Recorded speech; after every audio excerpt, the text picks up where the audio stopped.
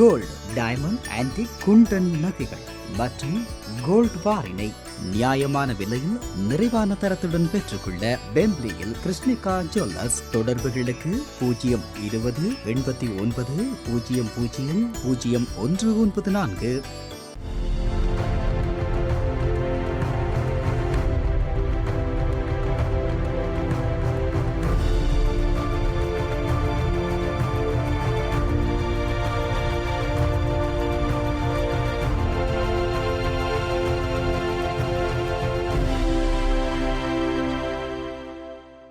வணக்கம். இது ஐபிசி தமிழின் செய்தி வீச்சு. இன்றைய செய்தி வீச்சிலும் இலங்கை மற்றும் உலக நிலவரங்கள் காத்திருக்கின்றன. அரசியல் என்ற கலை மிகவும் தீவிரமான ஒரு கலை என்பதால் அது அரசியல்வாதிகளுக்கு மட்டுமே விட்டுவிட வேண்டிய ஒரு கலை என 2ஆம் உலக போர்க்காலத்தில் ஐரோப்பாவின் முக்கிய இராணுவ தலைவராகவும் 5ஆம் பிரெஞ்சு குடியரசின் முதலாவது அரச தலைவருமான ஷார்ல் டி கோல் ஒருமுறை சொல்லிக் கொண்டார். உண்மையில் அடுத்த வாரம் பொது தேர்தல் வாக்களிப்பை எதிர்கொள்ளும் பிரித்தானியாவிலும் எதிர்வரும் ஞாயிறன்று முதற் சுற்று வாக்களிப்பை எதிர்கொள்ளும் பிரான்சிலும் ஷார்ல் டி கோல் சொன்ன இந்த அரசியல் கலை குறித்த விடயம் சரியாக இருப்பது போலத்தான் தெரிகின்றது. அந்த அளவுக்கு அரசியல்வாதிகள் தத்தமது அரசியல் அம்புரா துணிகளில் உள்ள அம்புகளை தீவிரமாக எதிராளிகள் மீது பாய்ச்ச தலைப்படுகிறார்கள். அந்த வகையில் பிரித்தானியா மற்றும் பிரான்சின் தேர்தல் களங்களில் நிற்கும் இளைய அரசியல்வாதிகள் நடத்தும் கருத்தியல் போரை கண்டுகொள்ளும் புலம்பெயர் தமிழ் சமூகம் அதே சமகாலத்தில் அவ்வாறான அரசியல்வாதிகளின் வயதை ஏறக்குறைய தனது அரசியல் அனுபவமாக கொண்ட இலங்கை அரசியல்வாதியான ரணில் விக்ரமசிங்கவின் மாத்தியோசி பாணி அரசியல் கலையையும் காண வேண்டி நேரிடுகிறது. இலங்கையின் கடன் மறுசீரமைப்பு குறித்து நேற்றிரவு முக்கிய உரையை வழங்கிய கையுடன் இன்று காலை கண்டிக்கு பறந்த ரணில் விக்ரமசிங்க அங்கு வீட்டிற்கும் அஸ்கிரிய மல்வத்து பீடாதிபதிகளை சந்தித்து இலங்கை அடைந்துள்ள பொருளாதார மற்றும் நிதி முன்னேற்றம் குறித்து அவர்களுக்கு தெளிவுபடுத்திக் கொண்டார். அவ்வாறாக தெளிவுபடுத்திய கையுடன் பௌத்த பீடங்கள் கொலுவிருக்கும் கண்டி மாநகரம் அபிவிருத்திக்கு உள்ளாவதற்குரிய திட்டங்கள் குறித்த விவரங்களையும் வழங்கி ரணில் விவரமாகவே இருந்தார். ரணில் இவ்வாறு தனது வைலி ஃபோக்ஸ் அதாவது நரித்தனமான தந்திரோபாயங்களுடன் விவரமாக இருக்க அதே சமகாலத்தில் கடன்களை பெற்றுக் கொள்வதை அல்லது அவ்வாறான கடன்களை மறுசீரமைத்து பொதுமக்களின் முதுகுகளில் புதிய சுமைகளை ஏற்றிக்கொள்ளும் நிலையையே ஒரு கழிப்பு நிலையாக கருதி வெடிகொளுத்திக் கொள்ளும் விந்தை பிரகிருதிகள் இலங்கை தீவிலிருந்து இப்போதைக்கு அகலப் போவதில்லை என்பது நேற்றிரவும் நிரூபிக்கப்பட்டது.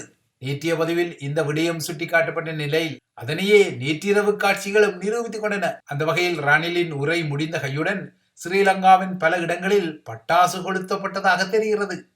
இந்த பட்டாசு கொளுத்தல்களுக்கு அப்பால் ரவி கருணாநாயக்கா போன்ற ரணில் விக்ரமசிங்கவின் வலதுகர தளபதிகள் பால்சோறு பரிமாறி தங்கள் மகிழ்ச்சியை அந்த நேரத்தில் வெளிப்படுத்தியுள்ளதாகவும் செய்திகள் வந்துள்ளன.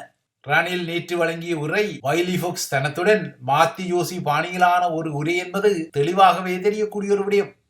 அவர் தனது உரையில் இலங்கையில் சில அரசியல் தலைகள் அரசு தலைவர் பதவிக்காக பாடுபடும் போது தான் மட்டும் நாட்டுக்காக பாடுபடுவதான ஒரு சொல்லாடலை மக்களுக்கு எடுத்து விட்டார். உண்மையை சொல்ல போனால் சிலர் அரசு தலைவர் பதவிக்காக பாடுபடுவதாக ரணில் குறிப்பிட்ட வாக்கியத்தில் இருக்கும் சிலர் என்ற விழிப்பு நிலை அவருக்குத்தான் முதலில் பொருந்திக் கொள்ளும். ஆனால் அவர் அதனை கிரகணப்படுத்தி தனக்கே உரித்தான வைலி ஃபோக்ஸ் நரி தந்திரோபாயத்துடன் இந்த சொல்லாடல்களை கையாளுகிறார். அந்த வகையில் 2022ஆம் ஆண்டில் இலங்கையின் பொருளாதார பாலம் அறந்தபோது அந்த தொங்கு பாலத்திலிருந்து அதல பாதாளத்தில் வீழவிருந்த ஒரு குழந்தையை தான் மீட்டு வந்ததாக கூறி தனக்கு மறைமுகமாக வாக்கை சேகரிக்கும் பரப்புரைகளை நேற்றிரவு செய்து கொண்டார். 2022இல் இலங்கையின் பொருளாதாரம் பாதாளத்தில் விழுந்து ஸ்ரீலங்காவின் முதன்மை தலையாரி கோட்டாபாய ராஜபக்சவின் நாட்டை விட்டு ஓடியபோது தான் மட்டும் நாட்டை பொறுப்பேற்றதாகவும் வலிதவறினால் ஆபத்துக்கள் எதிர்நோக்கப்பட்ட அந்த நாட்களில் நம்பிக்கையும் வேலை திட்டமுமே தன்னிடம் இருந்ததாகவும் இதனால் தான் தொங்கு பாலத்தில் இருந்த குழந்தையை உயிர் சேதாரங்கள் இல்லாமல் மீட்டு வர தன்னால் முடிந்ததாகவும் ஆனால் இப்போது அவ்வாறாக மீட்கப்பட்ட குழந்தைக்கு எல்லோரும் உரிமை கோரிக்கொள்வதாகவும் ரணில் விரக்தி காட்டினார். அத்துடன் தான் குறுகிய சுயநலத்துடன் செயற்படவில்லை எனவும் அவர் சொல்லிக் கொண்டார். ஆகையால் இந்த விடயத்தில் துரோகம் செய்பவர்கள் அவமானங்களை எதிர்நோக்கும் எனவும் அவர் தனது உரையில் ராஜபக்சேக்களை நினைத்தோ என்னவோ ஒரு பஞ்ச் சொல்லாடலை வைக்கவும் தவறவில்லை. ரணில் விக்ரமசிங்க நேற்றிரவு நாட்டு மக்களுக்கு வழங்கிய உரைகளுக்கு காரணமாக நேற்று பகல் பாரிஸ் நகரில் வைத்து ஸ்ரீலங்கா அரசாங்கம் தனது பிரதான கடன் வழங்குனர்களுடன் எட்டப்பட்ட இறுதி உடன்பாடும் அதேபோல சீனாவிலிருந்து இலங்கைக்கு வழங்கப்பட்ட கடன்களுக்காக அதன் எக்ஸிம் எனப்படும் ஏற்றுமதி இறக்குமதி வங்கியுடன் நேற்று பெய்ஜிங்கில் எட்டப்பட்ட இறுதி உடன்பாடுகளுமே காரணம் என்ற விடயம் நீங்கள் அறிந்த விடயம். இந்த இரண்டு நகர்களுமே நாட்டை நேசித்துக் கொள்ளும் அனைவருக்கும் நற்செய்திகளை வழங்குவதாக தெரிவித்த ரணில் தனது முன்னிய பங்காளி சஜித் பிரேமதாசா போன்றவர்கள் முதன்மை தலையாரி பதவிக்கு கடுமையாக ஆசைப்பட்டு பாடுபடும் நிலையில் தான் நாட்டுக்காக பாடுபட்டுக் கொள்வதாகவும் சஜித் அனுரகுமார போன்றவர்கள் தமக்கு கிடைக்கக்கூடிய பதவிகள் குறித்து கனவு காணும் போது தான் நாட்டின் அபிவிருத்தி பற்றி கனவு காண்பதாகவும் குறிப்பிட்டுக் கொண்டார்.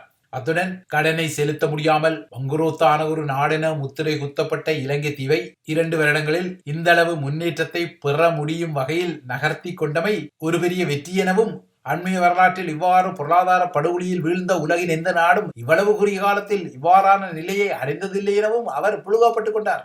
இவ்வாறான புழுக நிலைகளுடன் கூடவே எதிர்கால தேர்தல்களில் தனக்கு வாக்கு சேகரிக்கும் தந்திரத்தையும் அவர் வார்த்தைகளில் சுழலவிட்டார். நாடு எதிர்நோக்கும் சவால்களை உண்மையாக புரிந்து கொண்டு அவற்றுக்கு நடைமுறை தீர்வுகளை வழங்கிய தன்னுடன் இணைந்து நாட்டை முன்னோக்கி நகர்த்தப் போகின்றீர்களா அல்லது இன்னமுமே இந்த பிரச்சனையை புரிந்து கொள்ளாமல் அதிகாரத்துக்காக இருட்டில் தடவிக் கொண்டிருக்கும் சஜித் பிரேமதாசா மற்றும் அனுரகுமார திசாநாயக்கா போன்றவர்களுடன் இணைந்து கொள்ள போகின்றீர்களா என சிங்கள மகா ஜனதாவிடம் மறைமுகமாக வினா எழுப்பி அதற்குரிய விடியை நீங்களே தீர்மானித்துக் கொள்ளுங்கள் என அவர்களிடமே பதிலையும் விட்டுக் கொண்டார். அத்துடன் மக்கள் தனக்கு வாக்களித்தால் அந்த வாக்களிப்புக்குரிய பலன் ரணில் விக்ரமசிங்கே என்ற தனி மனிதரின் எதிர்காலத்தை தீர்மானிக்காது என்றும் அது நாட்டின் எதிர்காலத்தையும் எதிர்கால சந்ததியின் எதிர்காலத்தையும் தீர்மானிக்கும் என்றும் கவர்ச்சிகர சொல்லாடலை அவர் எடுத்துவிட்டார்.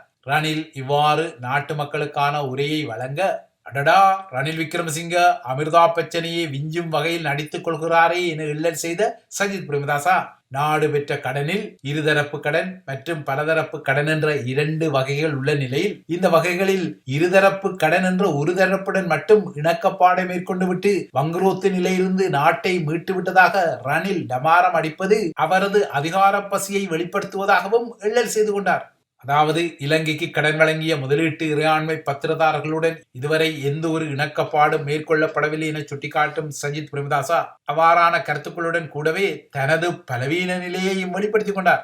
உள்ளது உள்ளபடி நோக்கினால் ராஜபக்ஷ அதிகார மையத்தை காத்துக்கொள்ளும் பினாமி ரணில் மீது நாட்டு மக்களில் கணிசமானவர்களுக்கு ஒரு வெறுப்பு நிலை இருந்தாலும் சஜித் பிரேமதாசா போல ரணில் விக்ரமசிங்க வெறும் கம்பு சுற்றலை மட்டும் செய்து கொள்ளவில்லை. அவர் ஏதோ செய்து 2022 இலங்கையில் நிலவிய வரிசை யுகத்தை முடித்து இந்த அளவுக்கு நாட்டை நகர்த்தி கொண்டாரே என்ற ஒரு எண்ணம் சிங்கள மகா ஜனதாவின் ஒரு வகிபாகத்தில் இருப்பதை மறுத்துக் கொள்ள முடியாது.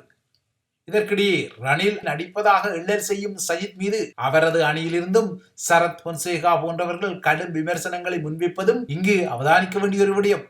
சஜித் பிரேமதாசா தனது பிரபஞ்சம் தகவல் தொழில்நுட்ப செயற்திட்டத்தில் பாடசாலைகளுக்கு வழங்கிக் கொள்ளும் சிமார்ட் எனப்படும் நுண்ணறி வகுப்பறைகளுக்குரிய உதவிகள் அனைத்தும் ஸ்ரீலங்காவின் முன்னணி சூதாட்ட மற்றும் மதுபான வியாபார நிறுவனங்கள் வழங்கும் நிதி உதவியால் வருவதாக சரத் பொன்சேகா குற்றஞ்சாட்டுவது உட்பட சஜித் மீதான குற்றச்சாட்டுகள் உள்ளன. ஆயினும் போதைப் பொருள் கடத்தல்காரர்களோ அல்லது சூதாட்டக்காரர்களோ தமது பிரபஞ்சம் உதவி திட்டத்திற்கு உதவி கொள்ளவில்லை என சஜித் பிரேமதாசா நேற்றும் குறிப்பிட்டார். இலங்கை தீவில் வெறுமையாக வீராப்பு பேசும் அரசியல் தலைவர்கள் அதிகரித்து செல்வதாகவும் பல தலைவர்கள் வாய்ச்சொல் வீரர்களாக இருப்பதாகவும் சஜித் குற்றஞ்சாட்ட சஜித் மீது இதே குற்றச்சாட்டை ரணில் விக்ரமசிங்க தொடுப்பதும் இன்னொரு விடயம். கூட்டி கழித்து பார்த்தால் அரசியல் கலை மிகவும் தீவிரமானது என்பதால் அது அரசியல்வாதிகளிடமே விட்டுவிட வேண்டும் என கோரும் பிரெஞ்சு தலைவர் ஷால்துகோலின் கருத்தியல் இலங்கையில் சொதப்ப வைக்கப்படுகின்றது என்பதை மட்டும் இப்போதைக்கு தெளிவாகவே காண முடிகிறது. இவை இலங்கை தீவை மையப்படுத்திய விடயங்கள். அடுத்து உலக நிலவரங்களை நோக்கிக் கொண்டால் பொலிவியாவில் மேற்கொள்ளப்பட்ட இராணுவ ஆட்சி கவிழ்ப்பு முயற்சி ஒன்று முறியடிக்கப்பட்டுள்ளது. தலைநகரில் உள்ள அரசு தலைவர் மாளிகையை இராணுவத்தின் ஒரு பிரிவு அதிரடியாக தாக்கி முற்றுகையிட்ட சில மணி நேரங்களுக்கு பின்னர் ஆட்சி கவிழ்ப்பு முயற்சியை செய்ய முயன்ற குழுவின் தலைவரான ஜெனரல் ஜுவான் ஜோன் சுனிகா கைது செய்யப்பட்டார்.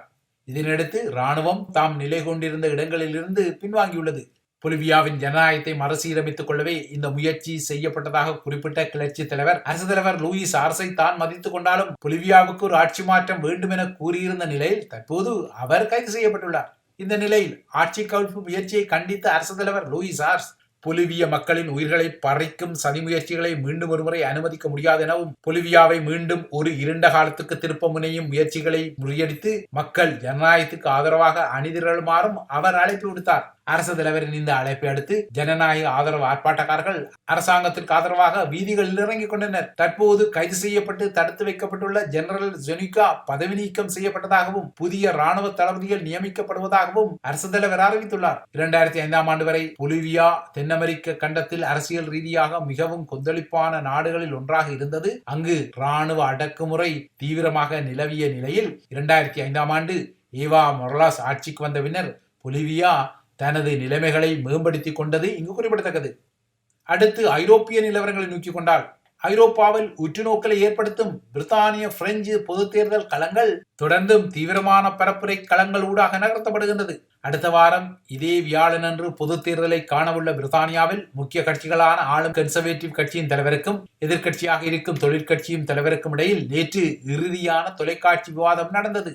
பிரதமர் ரிஷி சுனாக் மற்றும் சர் கேர் ஸ்டாமர் ஆகியோர் நேற்றிரவு பங்கெடுத்த இந்த விவாதத்தில் வரி விதிப்பு, குடியேற்றம், பிரெக்சிட் உட்பட்ட முக்கிய விடயங்களில் இருவரும் சுமார் 75 நிமிடங்களுக்கு கருத்தியலில் மோதிக்கொண்டனர். தொழிற்கட்சி ஆட்சிக்கு வந்தால் புதிய வரிகள் விதிக்கப்படும் எனவும், ஆனால் தனது கட்சி மீண்டும் ஆட்சிக்கு வந்தால் வரிகள் குறைக்கப்படும் எனவும் பிரதமர் ரிஷி சுனாக் திரும்ப இந்த விவாதத்தில் கூறினார். ஆனால் ரிஷி சுனாக் திரும்ப இந்த விடயத்தை எச்சரிக்க, அதற்கு பதிலடியாக கேர் ஸ்டாமரும் இது ஒரு பொய்யான பரப்புரை என சொல்லிக் கொண்டார். அத்துடன் கன்சர்வேட்டிவ் கட்சியில் லீஸ் ட்ரஸின் அரசாங்கம் நிதியில்லாத வரி குறைப்புகளை செய்து பிரித்தானியாவை பொருளாதார வீழ்ச்சிக்குள் தள்ளியதாகவும் கேர் ஸ்டாமர் குற்றம் சாட்டிக் கொண்டார். குடியேற்றம் குறித்த விடயம் பேசப்பட்ட போது இருவருக்கும் இடையில் நீண்ட மற்றும் சூடான கருத்து பரிமாற்றம் வெடித்தது. ரிஷி சுனாக் அரசாங்கம் குடியேறிகளின் விடயத்தில் முழுமையாக கட்டுப்பாட்டை இழந்து விட்டதாக கேர் ஸ்டாமர் குற்றம் சாட்டினார். ரிஷி சுனாக் பிரதமராக பொறுப்பேற்ற பின்னர் 50,000 பேர் சிறிய படகுகள் மூலம் பிரித்தானியாவுக்குள் சட்டவிரோதமாக நுழைந்ததாக அவர் புள்ளிவிவரங்களை வழங்கினார். 2022ஆம் ஆண்டு அக்டோபர் 25ஆம் தேதியன்று ரிஷி சுனாக் பிரதமராக பொறுப்பேற்றதிலிருந்து இதுவரை பிரித்தானியாவுக்குள் 50,108 பேர் சிறிய படகுகள் மூலம் சட்டவிரோதமாக நுழைந்திருந்த நிலையில் இந்த உண்மையான விடயத்தை கேர் ஸ்டாமர் தனது விவாதத்தில் சுட்டிக்காட்டினார். இதேபோல பிரித்தானியாவின் பாதுகாப்பை தொழிற்கட்சியிடம் ஒப்படைப்பது ஆபத்தான செயல் என ரிஷி சுனாக் பதிலுக்கு எச்சரித்தார். அத்துடன் தனது வேட்பாளர்கள் சூதாட்ட பந்தயங்களில் ஈடுபட்டதான குற்றச்சாட்டுகளை அறிந்து தான் விரக்தியும் கோபமும் கொண்டதாகவும் ஒரு கட்டத்தில் ரிஷி சுனாக் கூறினார். தற்போதைய பிரெக்சிட் ஒப்பந்தத்தை விட சிறந்த ஒப்பந்தத்தை தொழிற்கட்சி அரசாங்கத்தால் பெற முடியாது என ரிஷி சுனாக் குறிப்பிட்டதுடன் தொழிற்கட்சி ஆட்சியில் பின்கதவு வழியாக பிரெக்சிட் நீக்கப்படும் என எச்சரிக்க கேர் ஸ்டாமர் அதனை மறுத்தார். ஏற்கனவே நடந்து முடிந்த பிரெக்சிட்டில் தொழிற்கட்சி பின்வாங்காது என்றாலும் சில விடயங்களில் அது புதிய அனுகூலமான ஒப்பந்தங்களை செய்து கொள்ளும் சாத்தியக்கூறுகளையும் சொல்லிக் கொண்டார். இந்த விவாதத்தில் இரண்டு தலைவர்களுமே 50க்கு 50 என்ற புள்ளிகளின் அடிப்படையில் சிறப்பாக செயற்பட்டதாக பொதுவான கருத்து இருந்தாலும் கன்சர்வேட்டிவ் வாக்காளர்களோ ரிஷி சுனாக் தான் இந்த விவாதத்தில் வெற்றி பெற்றதாக கருதி கொள்கிறார்கள். ஆயினும் ஊடக கணிப்பீடுகளின்படி இந்த விவாதத்தின் மூலம் யார் நம்ப தகுந்தவர் என்ற வினாவுக்கு ரிஷி சுனாக்கு 39% ஆதரவும் கேர் ஸ்டாமருக்கு 50% ஆதரவும் கிட்டியது. அதேபோல யார் விரும்பத்தக்கவர் என்ற வினா எழுப்பப்பட்ட போது ரிஷி சுனாக்கு 33% ஆதரவும் கேர் ஸ்டாமருக்கு 52% ஆதரவும் கிட்டியது. அதேபோல தொடர்பாளர்களில் யார் சிறந்தவர் என வினாவப்பட்ட போது ரிஷி சுனாக்கு 18% ஆதரவும் கேர் ஸ்டாமருக்கு 63% ஆதரவும் கிட்டியது.